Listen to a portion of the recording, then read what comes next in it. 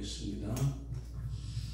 아가서 6장 5절은 길라산 기슭에 두은 염소 때 시작. 내 눈이 나를 놀래니 돌이켜 나를 보지 말라. 내 머리털은 길라산 기슭에 두은 염소 때 같고. 기도하겠습니다. 오늘 아버지 아가서 6장 5절 길라산 기슭에 두은 염소 때라는 제목으로 말씀을 증거하길 원합니다. 입술에 기름 부으시고 종을 붙들어 주셔서 아버지 듣는 모두에게 생명되게 하옵소서. 예수 그리스도 이름으로 기도했습니다. 아멘.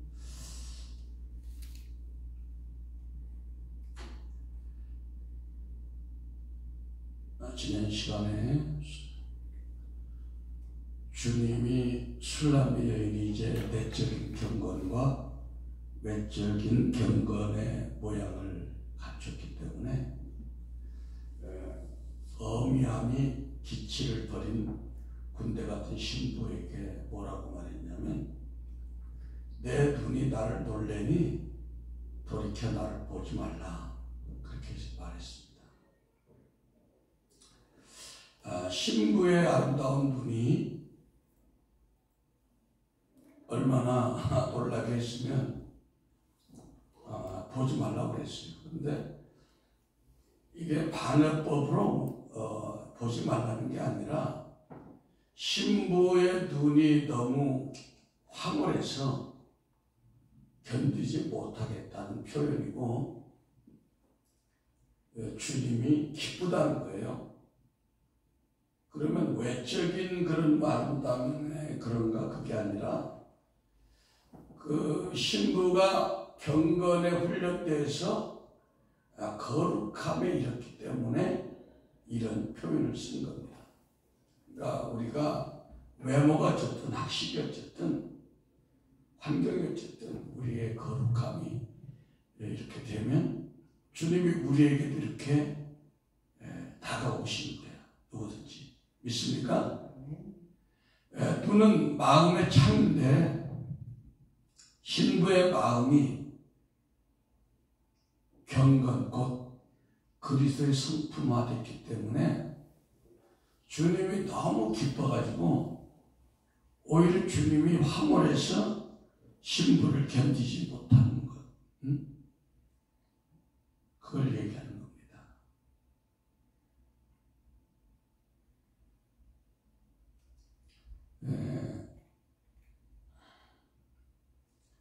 우리가 한 해를 보내면서 이런 영적인 아름다움이 심령에 꽉 차가지고 주님이 우리를 바라보는 눈이 이렇게 되야겠다, 그런 생각을 합니다. 그러면 우리가 마음에 품은 거, 기도하는 것보다 주님이 다 들어주시겠죠? 네? 그래 안 그래요? 네. 주님이 우리를 바라보는 눈은 어떤 눈일까요? 그 눈은 의로운 눈이고 기쁨을 이기지 못하는 눈이고 사랑스러운 눈으로 우리를 바라보십니다.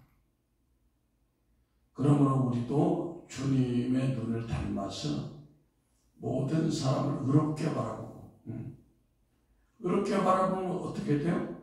다른 사람들을 판단하고 정죄하면 안 되겠죠. 또 찡그리고 보면 안 되고 기쁨으로 사랑의 눈으로 그렇게 봐야 한다는 겁니다. 애기를 볼 때도. 알았습니까? 찔리는 게 있나?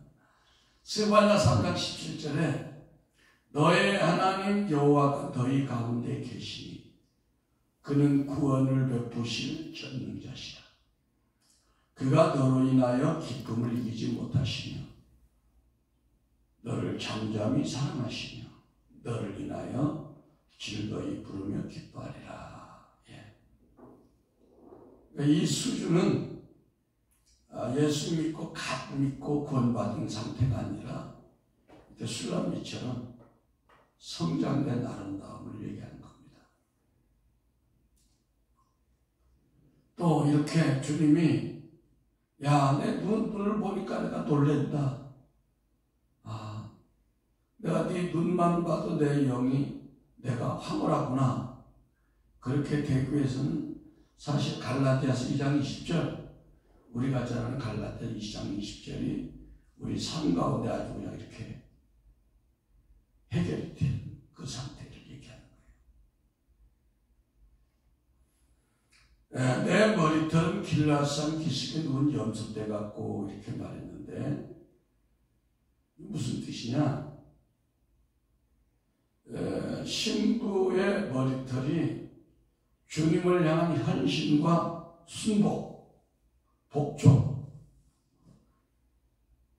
그런 그 차원에서 완전히 주님이 기뻐하는 그런 삶의 산제사를 드리는 그런 상태를 표현하는 겁니다. 그 술람의 신부의 머리털이 길라산 기슭에 누운 염소떼 같다는 거예요.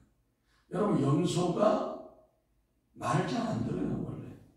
그러니까 예수님이 염소는 왼쪽이고 양은 오른쪽에. 양은 영영한 천국에 가고 염소는 영영한 지옥에 가는 짐승이에요. 표현을 그렇게 한 거예요. 지옥에 염소를 보낸다는 게 아니라. 그 염소 같은 성품은 뭐야? 아직은 철이 안 들었기 때문에 막 사람들에게 막 받으려고 그러고 말도 안 듣고 자기 막 멋대로 하려고 그래요. 그런 양은 양의 특성에 보니까 털을 깎을 때도 잠잠히 가만히 있고 양은 도살장에 끌려가도 가만히 있다는 거예요.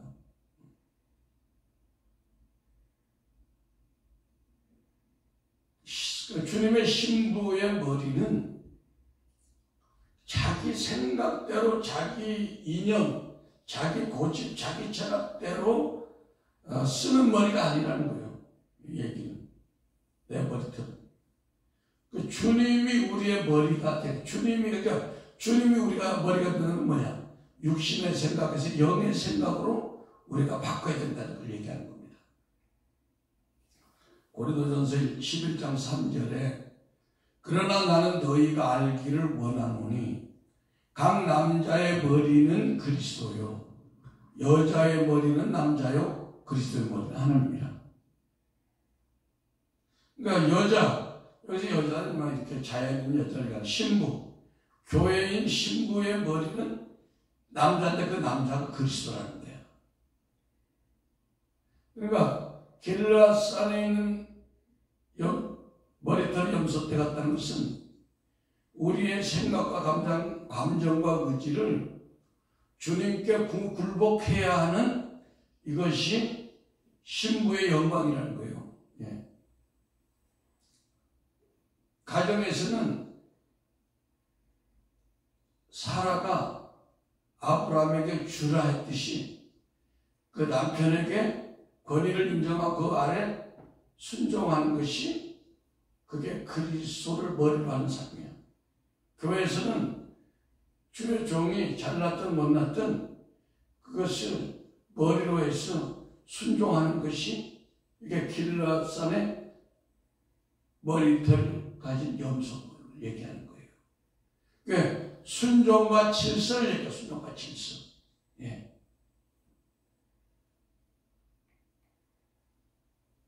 그런데 머리를 민 여자, 그러니까 머리를 깎았다 얘기는 머리를 인정하지 않는다는 거예요. 질서를 인정하지 않는다는 거예요. 예수님도 항상 예수님이 하나님, 삼위 하나님 중에 한 분이지만 자기 뜻대로 한 게 아무것도 없어요. 나는 내 아버지가 하라는 대로만, 명령대로만 움직이지 예수님이 임의대로 말 한마디 한 게 없어요. 그렇듯이 머리를 민 여자, 그러니까 질서인 그리스도를 우리가 무시해버리면 그것이 자기에게 부끄러움이 된다는 거예요. 부끄러워. 그 고린도전서 11장 5절 6절 보면 무릇 여자로서 머리에 쓴 것을 벗고 기도나 예언하는 자는 그 머리를 욕되게 한 것이니 이는 머리를 민 것과 다름이 없다. 이거를 율법적으로 문자적으로 이해해가지고 여자들이 머리에다 뭐를 써야 이게 되는구나. 이렇게 해가지고 천주교나 저기 어디야 율법을 숭상하는 이슬람 계통은 머리를 뒤집어 쓰잖아요. 머리를 뒤집어 쓴다고 해서 그게 머리를 쓴 게 아니야. 머리에 뒤집어 쓰지 않고 아무것을 안 썼더라도 질서에 순종하는 것이 머리를 쓰는 거예요. 질서에 순종하는 것이. 가정에서 아내가 남편에게, 자녀들이 엄마나 아빠에게 순종하는 것. 그러니까 말세가 될수록 질서가 깨져버리는 거예요. 말세가 될수록. 이 하나님의 질서를 깨뜨린 원수마귀가 학교에서 그 선생님들을 이제 아이들이 고발한다고 그러죠. 무슨 말을 틀리게만 해도. 그러니까 질서가 없는 거예요. 질서가 무너지는 시대야. 마귀들이. 하나님의 말씀을 정면으로 부려. 여성 상위 시대를 해가지고 남자를 무시해.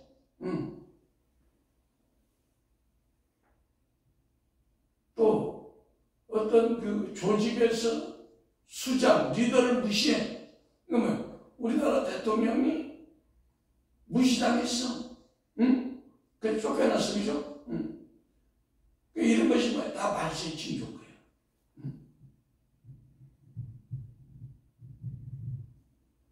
그러니까 본문에서 신부의 머리털이 길라산 기슭에 물이 엄속했다는 것은 길라산은 강하다는 뜻이야. 강하다. 그런데 강하다.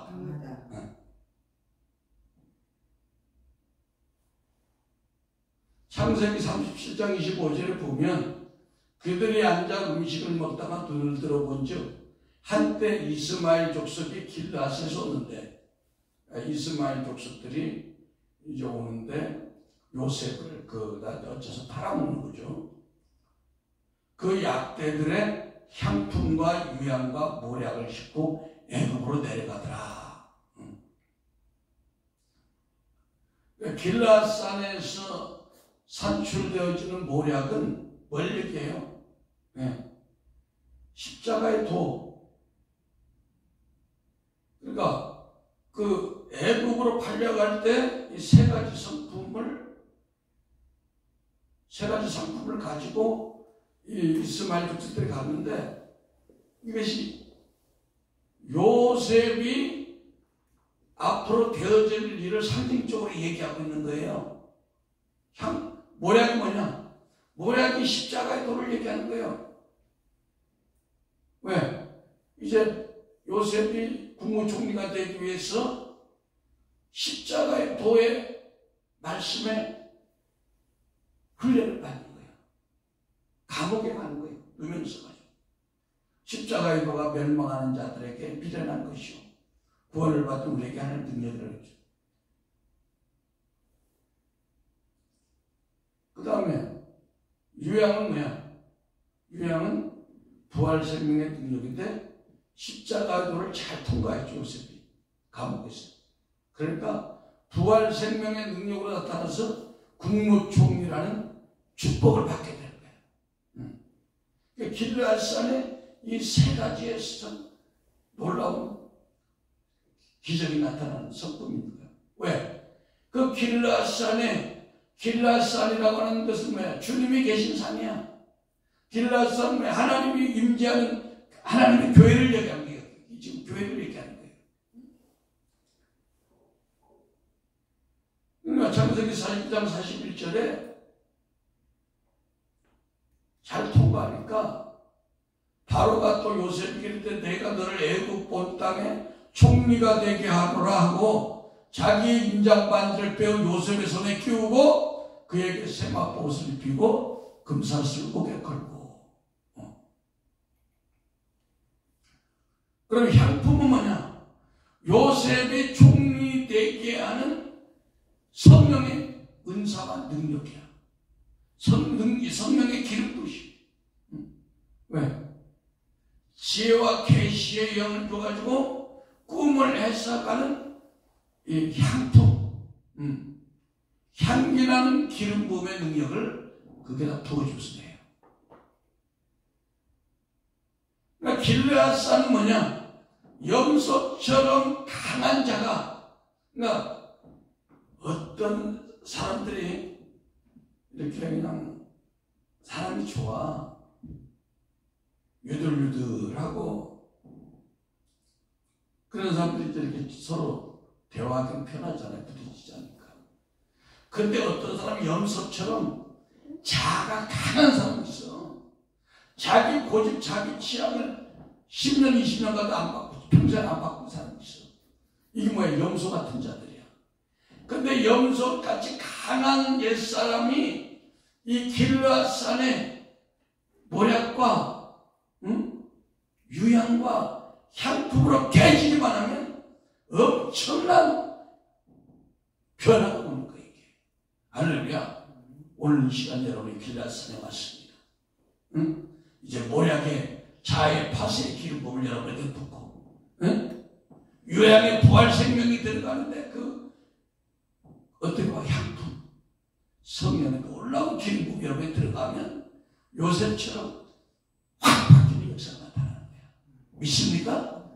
믿습니까? 네. 네. 그래서 이 향품이 만약에 없었더라면 바로가 꿈을 꿔도 해석할 능력이 없는 거야. 그러니까 우리는 하나님이 십자가로 죽고 부활 생명으로 변화만 되면 하나님 우리에게 각 사람에게 맞는 향품을 기름을 부어주는 거야. 할렐루야. 향품의 기름을 그걸 우리가 사모해야 돼. 요셉에는 꿈을 해석하는 걸 줬지만 어떤 사람에게는 막 병을 치료하는 능력, 어떤 사람에게는 막 부자 되게 하는 능력, 어떤 사람에게는 상담을 잘하게 하는 능력, 어떤 사람에게는 막 목회가 잘 되게 하는 막 향품에 막 기름을 부어준다는 거예요. 그러니까 이 길르앗산은요 강력한 하나님의 임재가 있는 산입니다. 할렐루야. 오늘 여러분이 강력한 하나님의 임재가 있는 길르앗산이라는 교회에 와 있는 것을 믿으시면 아멘. 할렐루야. 네. 그러니까 이 교회는 처음에 성도들이 오면 다 염소예요. 염소들이 받아. 왜? 자기가 세상에서 배운 지식과 이런 가치관이 안 맞거든 성경의 말씀과. 그런데 이 길르앗산의 강력한 하나님의 임재의 기름 부음이 여러분을 바꿔버리는 거예요. 그러니까 여러분에게 내가 나는 염소 같아요. 나는 아무리 고치라 해도 안 돼요. 이런 사람에게 더 큰 은혜가 있을 줄 믿습니다. 할렐루야. 할렐루야.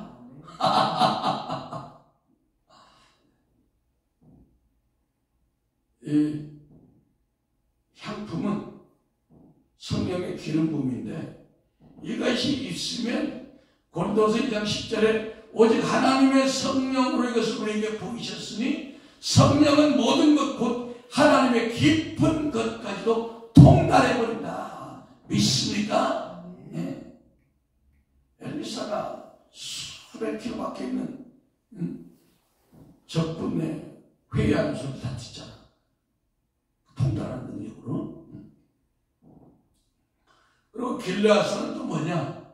요단강 동편에 있는 산으로 야곱이 20년 동안 삼촌 라반네 집에서 연단을 받고 이제 겨부가 돼가지고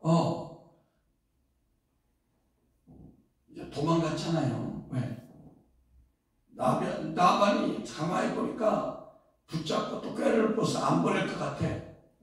그래가지고 막 도망쳐서 이런 것이 어디야? 그게 또 길르앗산이야. 여호수아 12장 5절에 그가 다스리던 땅은 헤르몬산과 살르가와 온 바산과 및 그술 사람과 마가 사람의 경계까지의 길르앗 절반이 헤스본 왕 시온의 경계에 접한 것이다. 그래서 예로부터 길르앗산은요, 찬양했죠. 길르앗의 향료 이렇게 나오죠. 길르앗산은 땅도 비옥하고 물도 풍성하고, 그래서 목축하기에 좋은 장소로서 야곱이 이제 외삼촌 라반이 막 추적해가지고 막 죽을 막 위기에 놓여 있어요. 작품이 죽는 거예요. 근데 라반이 꿈에 하나님께서 나타나가지고, 야, 너 건들지 마라, 네 조카. 그래가지고 그것이 딱 입력이 돼가지고 꿈에 하나님 말씀하신 걸 듣고 그 산에서, 길르앗산에서 돌무더기를 쌓고 서로 불같이 조력, 서로 싸우지 않기로 화해를 한 산이 은혜의 산이에요. 이 산이 길르앗산이에요. 창세기 31장 47절 한번 찾아볼까요? 창세기 31장 47절 50절까지 보겠습니다.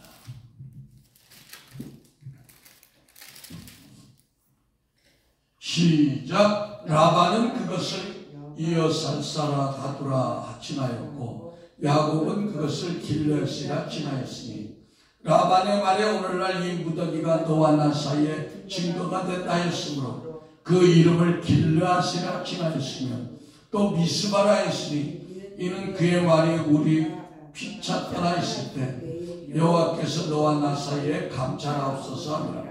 내가 내 딸을 받게 하거나 내 딸들 외에 다른 아내들을 취하면 사람은 우리와 함께 할 자가 없도다 보라. 하나님이 너와 나 사이에 증거가 하시리라 하셨더라.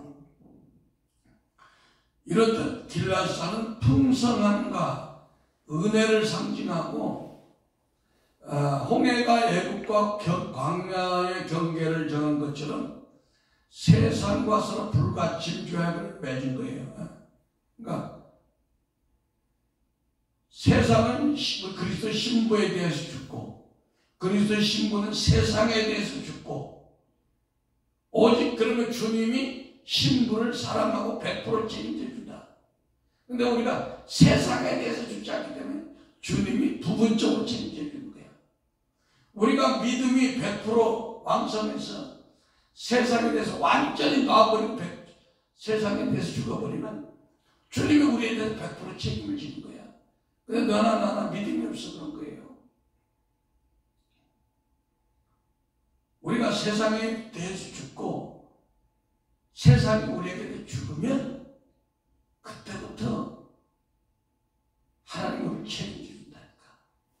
우리가 세상 걸 못 노니까 늘 그렇게 사는 거예요. 사실 주님밖에 할 말이 없는 거예요. 그 사도 바울은 자신이 율법에 대해 죽은 이유는 하나님으로부터 공급된 이심으로 살기 위해서 죽었다는 거예요. 문제이지 않습니까?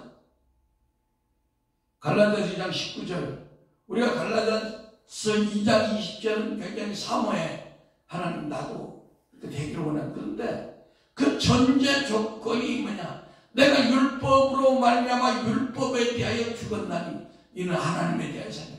율법에 대해서 안 죽는 거예요. 우리 속에 율법이 충만한 거예요.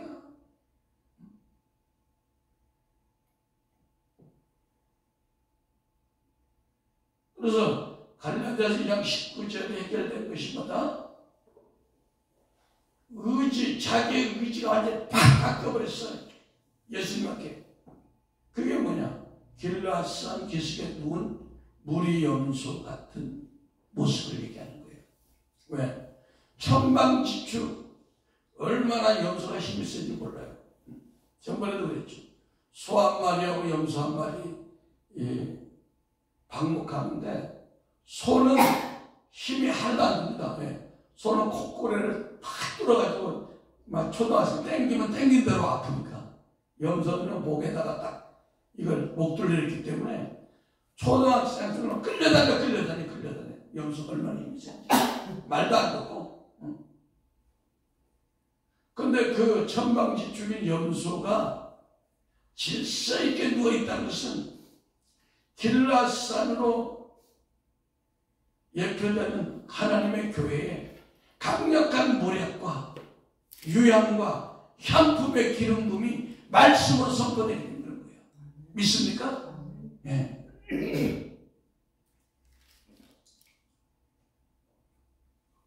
그 염소같이 자아가 강한 성도가 자아가 철대함으로 정결하게 되어서 이건 뭐야? 신부는 세상에 대해 죽고 세상은 신부에 대해 죽다. 이건 뭐야? 갈라디아서 6장 14절을 어떻게 바울이 표현했느냐 보세요. 갈라디아서 6장 14절 16절.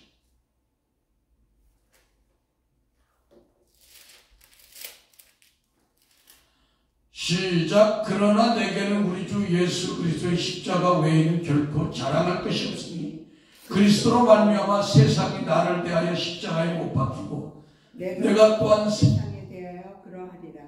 할례나 무할례가 아무것도 아니거든 오직 새로 지심을 받는 것만이 중요하니라. 무릇 규례를 행하는 자에게와 하나님의 이스라엘에게 평강과 긍휼이 있을지어다.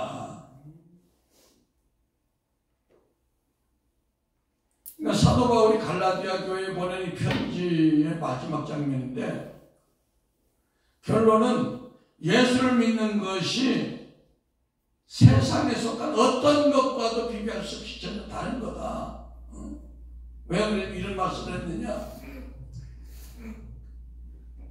바울이 없는 사이에 갈라디아 교회에 살짝 율법신앙이 들어왔어. 율법도 지키고 복음도 믿고 그래야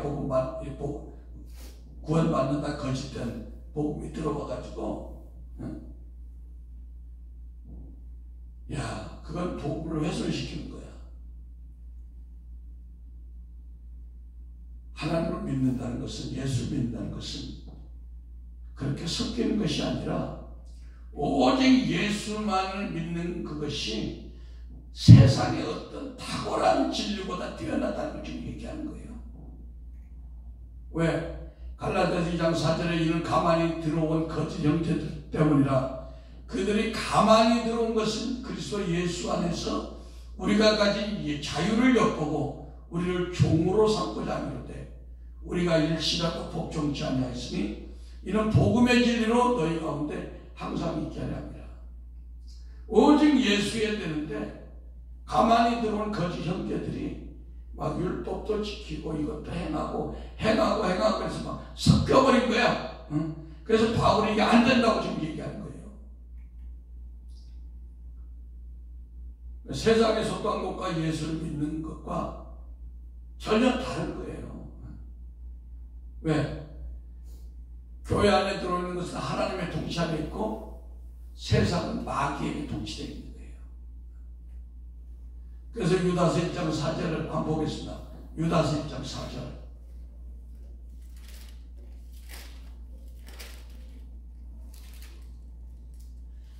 시작. 이는 가만히 들어온 몇 사람이 있음이라. 그들은 옛적부터 이 판결을 받기로 미리 기록된 자니 경건하지 아니하여 우리 하나님의 은혜를 도리어 방탕한 것으로 바꾸고 홀로 하나이신 주제 곧 우리 주 예수 그리스도를 부인하는 자리라. 아까 얘기한 것처럼 예수를 믿는다는 것은 순전한 하나님의 통치 안에 있는 것이고 세상과 조금이라도 타협한다는 것은 마귀의 다스림 안에 우리가 들어가는 거예요. 그래서 바울은 갈라디아서 6장 14절에 십자가를 기준으로 해서 세상과 하나님 나라는 완벽하게 분리되어서 있는 것이지 그걸 섞을 수 없다는 거야. 그러니까 길라산에 있는 염소는 막 세상 것과 이렇게 하나님 나라가 섞여서 된 게 아니라 완전히 하나님의 통치 안에 들어감으로 염소가 양같이 이렇게 질서 있게 변화됐다는 겁니다. 아멘? 네. 지금 말세가 될수록 얼마나 사단은 우리가 세상 것과 계속 타협하게 얼마나 이렇게 교만하게 들어온지 몰라요. 갈라디아 6장 10절을 제가 다시 읽습니다. 그러나 내게는 우리 주 예수 그리스도의 십자가 외에는 결코 자랑할 것이 없으니 그리스도로 말미암아 세상이 나를 대하여 십자가에 못 박히고 내가 또한 세상에 대하여 그리하니라. 얼마나 멋진 말입니까? 세상이 사도 바울에 대하여 십자가에 못 박혔다는 거예요. 또 사도 바울도 세상에 대해서 십자가에 딱 못 박혔대. 서로 불가치면 나는 십자가의 도대로만 살아가겠다. 위대한 바울의 그 선언적인 고백입니다. 근데 우리는 어때요? 조금 힘들면 세상에 조금씩 마음이 약할 때 흔들리는 걸 보잖아요. 조금씩 타협하는 걸 보잖아요. 그렇잖아요? 그러면 길라산의 염소, 물의 염소처럼 그렇게 변화가 안 된다는 거예요. 그걸 얘기하는 거예요. 그래서 성도는 세상에 속하거나 하나님 나라에 속하든지 둘 중에 하나를 선택해야지 둘 다 좋아할 수 없다는 것은 십자가에 도라는 것은 어느 한쪽에 대해서 반드시 죽어야 하기 때문에 그렇다는 거예요. 내가 세상에 대해 죽든지 세상에 나에 대해 죽든지 둘 중에 하나는 겁니다.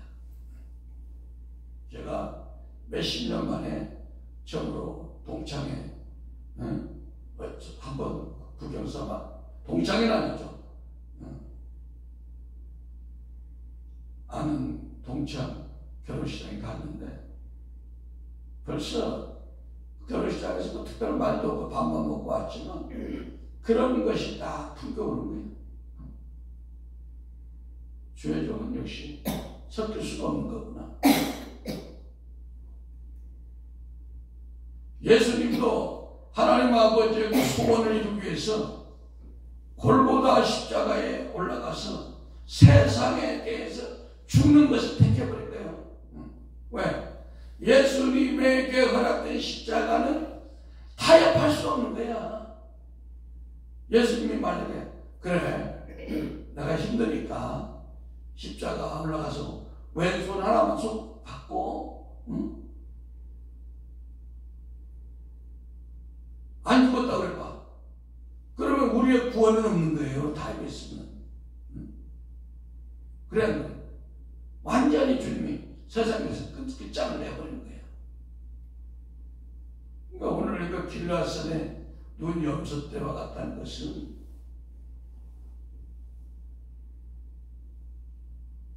길라산은 또 강하다는 뜻도 있지만 돌무더기, 돌의 무더기 이런 뜻이 있는 게 이런 뜻이 있어. 그러니까 하나님의 말씀을 뭐라고 그래요? 뜨인 돌, 또 모퉁이 돌, 산돌, 뭐 이렇게 표현하잖아요. 성경에 돌로. 그러니까 하나님의 말씀을 받은 사람들의 상징으로 이 돌이 나와요. 돌. 야곱이 뭐야? 돌베개를 기둥으로 삼아 기름을 붓잖아요. 모세가 십계명을 돌에다 썼다고 하나님 돌에다가. 다윗이 골리앗을 물맷돌로 죽였다고 돌. 말씀의 돌. 믿습니까? 그저 땡 죽이라고 땡스. 돌 말고 돌 썼죠. 스톤. 리빙스톤. 다윗의 뜨인 돌. 예수님의 산돌. 모퉁이 돌. 계시록에 나온 이긴 자에게는 신돌. 이 말씀의 돌로 이 모든 위대한 그 믿음의 산 증인들이 말씀의 돌로 자기 자아를 죽인 거예요. 결국은 말씀의 돌로. 그러니까 염소의 성품, 애굽의 준마 같은 술람이가 돌 위에, 돌산 위에 누웠다는 것은 그녀가 말씀으로 자아를 완전히 깨뜨림으로 그런 염소가 양처럼 가지런히 질서정연하게 길라앗산에 굴복하는 그런 여인이 됐다는 겁니다.